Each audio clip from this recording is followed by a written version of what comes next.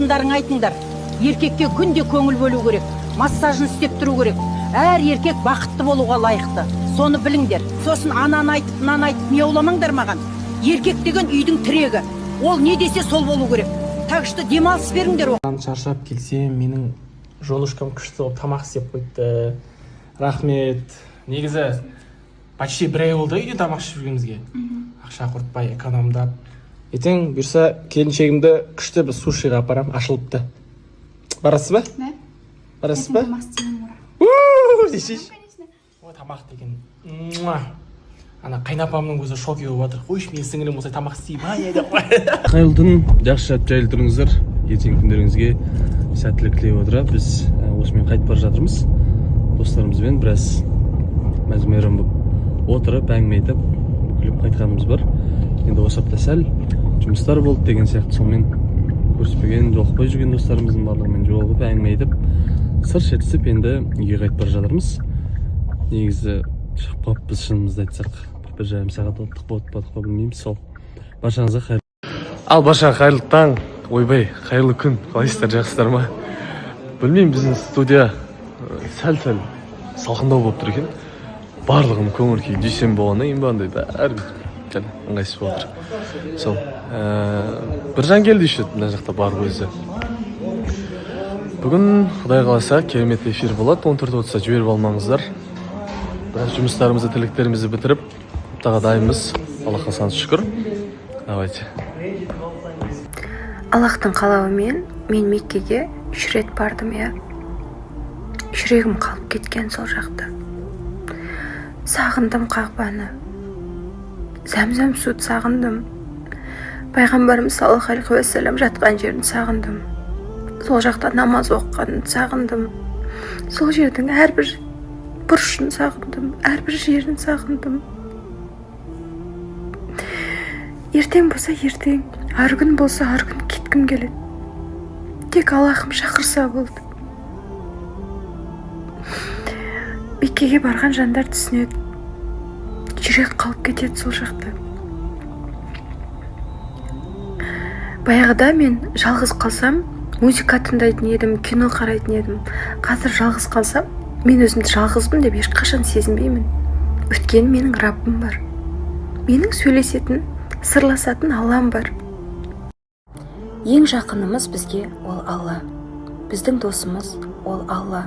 Бар жақсылықты тілейтін ол Алла. Ризықты беретін Алла.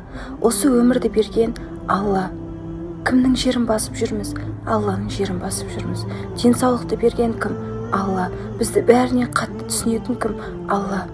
Біз не істейміз? Дос іздеп, махаббат іздеп, адамдардан іздейміз бәрін. Алла жеткілікті сіздерге. Бір Алла жеткілікті. Дос керек па? Алла жеткілікті. Қамқоршы керек па? Бір Алла жеткілікті. Махаббат керек па? Бір Алла жеткілікті.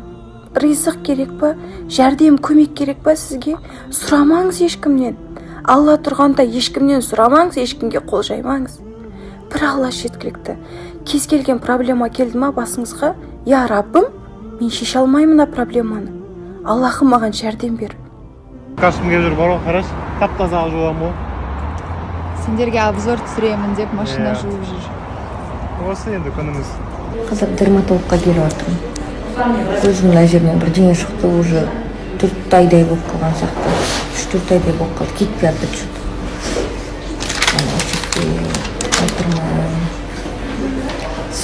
Шашлық жегім келіп отыр. Мен афишаны шашлығын салып қалып что-то кешкі асыр сатып жатыр сияқтымыз.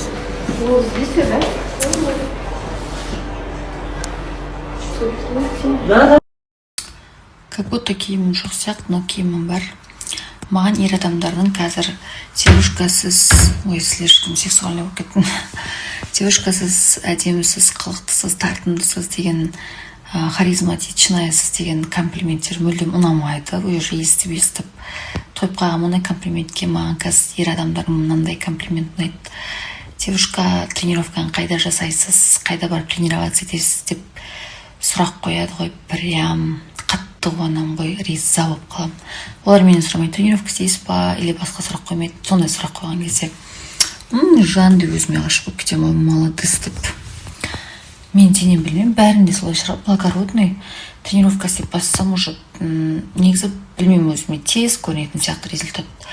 Ал прям идеальный результат бір 2 ай шығар, наверное, солай. Сол үшін тренировка шаршамай жасаңыздар, уақытымен өзі жемісін береді. Я өз-өзіме келдім, барлығын жібердім. Себебі бұл өмір. Өмір заңдылығы сол. Не істейміз, тек қана көнеміз. Бұл адамның уақыты келді. Біз де о дүниеге кетеміз, қашан, қалай, оны тек қана Алла тағала біледі. Бірақ дегенмен де дәл сол соңғы демің шыққан кезде ешбір өкініш болмаса екен деп тілеймін, шын айтамын. Және бұл ситуация көп нәрсеге көзімді ашты, көп нәрсені есіме салды. Жай ғана Айдана, сен өмір сүріп жатырсың. Сондықтан да әрбір күніңді, әрбір сәтіңді, минутың мен секундыңды бағала. Өзің қалаған өмірді сүр. Жақындарыңа көңіл бөл. Жиірек мен сені жақсы көремін де. Құшақта, сүй. Білмеймін, жай ғана әрбір сәтті бағала. Біз өте бақытты адамбыз, бізде өмір бар, бізде уақыт бар, бізде дем бар. Бұл фильмына осындай премьерасына күшті пригласительный алдық. Ішіне андай күшті қылып жасапты. Арасы пригласительный еще осындай дәрілермен. Ішіне тақиясы бар. В общем, көріңіздер, қазір тиктокта өте хит болады екен. Бұйырса 13 ноябрьден бастап бүткіл Қазақстанда кинотеатрлардан көрсететін болады. Біз премьераға барамыз.